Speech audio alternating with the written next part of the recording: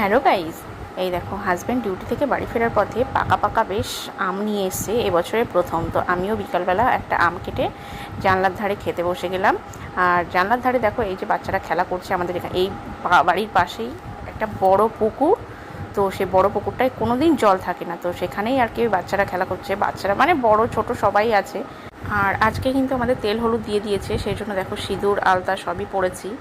Actually পুকুরটাতে আমাদেরও ভাগ আছে, তো সেই পুকুর ধারেই ওরা খেলা করছে আর আমি বসে বসে আম খাচ্ছি আর ওদের খেলা দেখছি। আর সন্ধ্যাবেলা অঙ্কিতা এসেছিলো, তারপরে চলে গেছিলাম, বললাম যে আমাদের এখানে অষ্টম প্রহর শুরু হয়েছে, তো সেখানেই চলে গেলাম।